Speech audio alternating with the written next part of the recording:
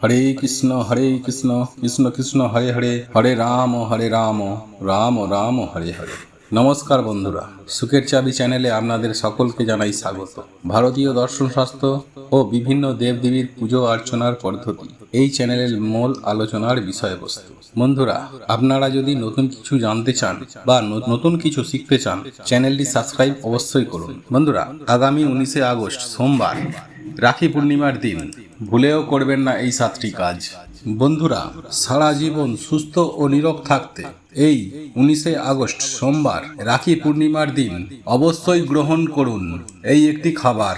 তাহলে সারাটা জীবন আপনারা সুস্থ ও নীরোগ থাকবেন, আপনাদের আয় উন্নতি বৃদ্ধি হবে এবং অর্থ যেখান থেকেই হোক না কেন আপনাদের হাতে আসতেই থাকবে। তাই বন্ধু, আজ আপনাদের উদ্দেশ্যে এটাই বলবো যে এই পবিত্র রাখি পূর্ণিমার দিন এমন এই বিশেষ খাবারগুলি গ্রহণ করবেন, তাহলেই আপনার জীবনে সৌভাগ্যের বৃদ্ধি মাত্রা অনেক গুণ বেড়ে যাবে। দেখুন বন্ধুরা, আপনারা অতি অবশ্যই পবিত্র এই রাখি পূর্ণিমার দিনটি সুন্দর ও সুখময় করার জন্য কয়েকটি জিনিস অতি অবশ্যই মেনে চলবেন। আর আমি এই সব প্রত্যেকটি বিষয় নিয়েই আপনাদেরকে জানিয়ে দেব এবং আমি আপনাদেরকে অনুরোধ করব যে আজকের এই ভিডিওটি অত্যন্ত মনোযোগ সহকারে শেষ পর্যন্ত দেখতে থাকুন।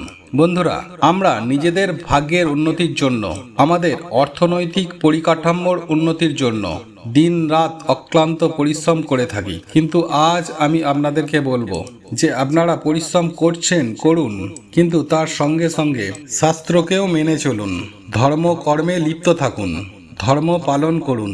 তাই আজ আমি আপনাদের উদ্দেশ্যে যে বিশেষ খাবারগুলির কথা বলবো, এই খাবারগুলির মধ্যে একটিও যদি আপনি এই পবিত্র রাখি পূর্ণিমার দিন গ্রহণ করতে পারেন, আপনি যেমন হাতে নাতে ফল পাবেন, ঠিক তেমনি আপনার আগামী দিনগুলো আরো সুন্দর থেকে সুন্দরতর হয়ে উঠবে।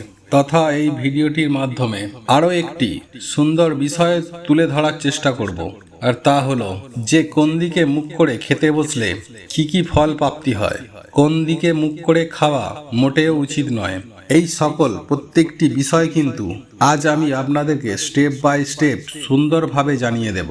সুপ্রিয় দর্শক বন্ধুরা, তাই আজ আমার বলা এই ভিডিওটি সম্পূর্ণ মনোযোগ সহকারে শেষ পর্যন্ত দেখতে থাকুন, তাহলে আপনারা কষ্ট করে বুঝতে পারবেন যে পূর্ণিমার দিন কোন খাবারটি খেলে যে পরমেশ্বর ভগবান শ্রীকৃষ্ণ ও মা লক্ষ্মী আশীর্বাদ ও কৃপা লাভ করা যায়, সেই সঙ্গে সারা বছর সুস্থ ও নীরোগ থাকা যায় সেই প্রসঙ্গে। তাই এই প্রসঙ্গে বিস্তারিত জানতে আমাদের এই ভিডিওটি মনোযোগ সহকারে শেষ পর্যন্ত দেখতে থাকুন।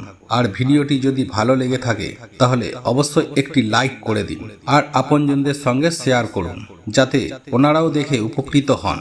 আর আপনি যদি আমাদের চ্যানেলে নতুন হয়ে থাকেন তাহলে চ্যানেলটি অবশ্যই সাবস্ক্রাইব করুন আর পাশে থাকা নোটিফিকেশন বেল আইকনটি ক্লিক করুন, যাতে এই রূপ নিত্য নতুন ভিডিও যখনই ছাড়বো সবার আগে আপনার কাছে পৌঁছে যায়।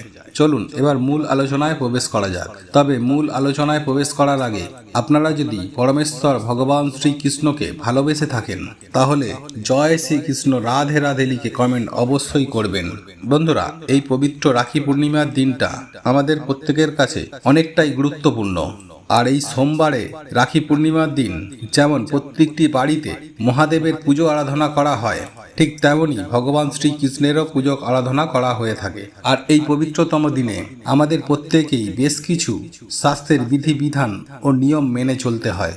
যেমন এই রাখি পূর্ণিমার দিন বাড়িতে ঝগড়া ঝামেলা কলহ অশান্তি যেমন করতে নেই, ঠিক তেমনি এই দিন যদি আপনারা আপনাদের বাড়িতে অসহায় গরিব দুঃখী দুস্থ মানুষ এসে উপস্থিত হয়, তাহলে সেক্ষেত্রে সেই রূপ ব্যক্তিকেও কখনো খালি হাতে ফিরিয়ে দেওয়া উচিত নয়। বন্ধুরা, যদি জীবনে সৌভাগ্যকে সঙ্গী করে আপনারা বেঁচে থাকতে চান, যদি আপনারা আপনার ভাগ্যকে চরম শিখরে তুলতে চান, তাহলে আগামী 19শে আগস্ট সোমবার রাখি পূর্ণিমার দিন এই খাবারটি গ্রহণ করা অতি অবশ্যই প্রয়োজন। বন্ধুরা, আমরা আপনারা প্রত্যেকেই জানি যে পরমেশ্বর ভগবান শ্রীকৃষ্ণের অতি প্রিয় কিছু খাবার রয়েছে। তার মধ্যে সর্বশ্রেষ্ঠ হলো মাখন ও মিছরি। আর এই মাখন ও মিছরি এই পবিত্র রাখি পূর্ণিমার রাতে অবশ্যই তুলসী পাতা সহ গ্রহণ করুন। করবেন। কিন্তু এখন প্রশ্ন হলো, আপনারা এই খাবারটি কিভাবে খাবেন? বন্ধুরা, আমরা এই প্রশ্নের উত্তরে বলি, আপনারা যেভাবে সন্ধ্যা আরতি করেন কিংবা ঠাকুরতলায় যেভাবে সন্ধ্যা দেন, ঠিক সেভাবেই সন্ধ্যাবেলায় আপনারা আপনার বাড়িতে সন্ধ্যা দেবেন, সন্ধ্যার আরতি করবেন।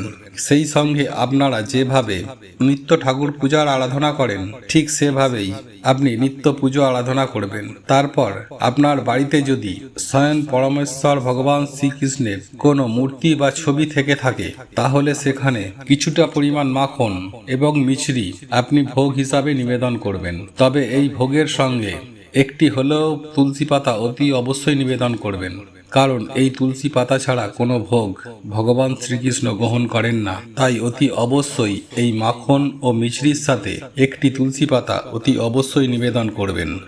বন্ধুরা, এই ভোগ নিবেদন করার পর আপনাদের সকল মনস্কামনা, মনোবাসনা, আপনার সকল মনের ইচ্ছা, আপনার সকল মনের দুঃখ, কষ্ট, জ্বালা, যন্ত্রণা, আর্থিক কষ্ট, রোগ ব্যাধি সমস্ত কিছু স্বয়ং পরমেশ্বর ভগবান শ্রীকৃষ্ণের উদ্দেশ্যে ব্যক্ত করবেন।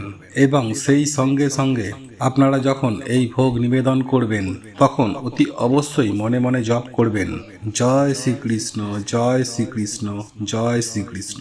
এছাড়াও আপনারা চাইলে ভগবান শ্রীকৃষ্ণের মহামন্ত্র জপ করতে পারেন, হরে কৃষ্ণ কৃষ্ণ কৃষ্ণ হরে হরে, হরে রাম রাম রাম হরে হরে। বন্ধুরা, আপনারা যদি পরমেশ্বর ভগবান শ্রীকৃষ্ণের একনিষ্ঠ ভক্ত হয়ে থাকেন বা পরমেশ্বর ভগবান শ্রীকৃষ্ণকে আপনারা যদি ভালোবেসে থাকেন, তাহলে আপনারা অতি অবশ্যই এই রাখি পূর্ণিমার দিন কমেন্ট করে জয় শ্রীকৃষ্ণ, রাধে রাধে।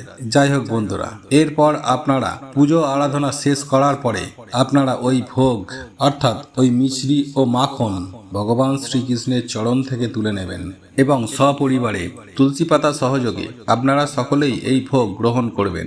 তবে একটা বিষয় মাথায় রাখবেন বন্ধুরা, যখন আপনারা এই ভোগ নিবেদন করবেন কিংবা ভগবান শ্রীকৃষ্ণের কাছে পুজো আরাধনা করবেন, তখন ধূপ ও প্রদীপ অবশ্যই জ্বালাবেন।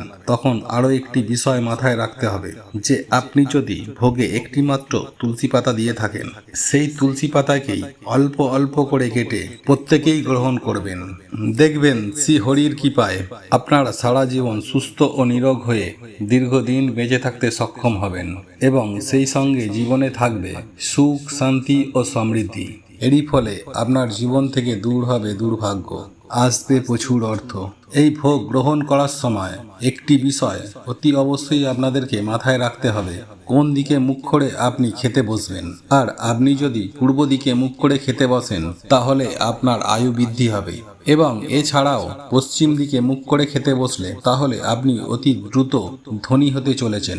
হ্যাঁ বন্ধুরা, আপনারা ঠিকই শুনেছেন, কারণ শাস্ত্রমতে এমনটাই মনে করা হয় যে পশ্চিম দিকে মুখ করে খেতে বসলে সেই ব্যক্তির প্রচুর ধন সম্পত্তির বৃদ্ধি হতে থাকে। যিনি নিজের আদর্শে থাকতে পছন্দ করেন, যিনি একনিষ্ঠ হয়ে নিজের জীবন কাটাতে চান, তাহলে তাদের ক্ষেত্রে উত্তর দিকে মুখ করে খেতে বসা উচিত। কিন্তু সন্তানের মা বাবাকে উত্তর দিকে মুখ করে খেতে বসতে নেই, এতে সন্তানের অমঙ্গল হয়। তাই আপনি যদি সন্তানের অমঙ্গল না চান, তাহলে ভুলে উত্তর দিকে মুখ করে খেতে বসবেন না। এছাড়াও গুরুত্বপূর্ণ বিষয় হলো এই দক্ষিণ দিক। যিনি অত্যন্ত জোশের অভিলাষী হন, তিনি অবশ্যই দক্ষিণ দিকে মুখ করে খাবার খেতে বসবেন। তবে এক্ষেত্রে একটি বিষয় অতি অবশ্যই মনে রাখবেন যে আপনার মা বাবা বেঁচে থাকাকালীন আপনি দক্ষিণ দিকে মুখ করে খেতে বসবেন না, কারণ সন্তান যদি দক্ষিণ দিকে মুখ করে খেতে বসেন, সেক্ষেত্রে মা বাবার ওপরে প্রচণ্ড খারাপ প্রভাব পড়ে। এর ফলে মা বাবার অমঙ্গল হয়। তাই আপনি যদি আপনার মা বাবাকে ভালোবেসে থাকেন, তাহলে ভুল করেও মা বাবা বেঁচে থাকাকালীন দক্ষিণ দিকে মুখ করে কখনোই খাবেন না। বন্ধুরা, ভিডিওটি এখানেই শেষ করলাম। আপনাদের যদি এই ভিডিওটি পছন্দ হয়ে থাকে, তাহলে ভিডিওটি লাইক করুন, কমেন্ট করুন, শেয়ার অবশ্যই করুন।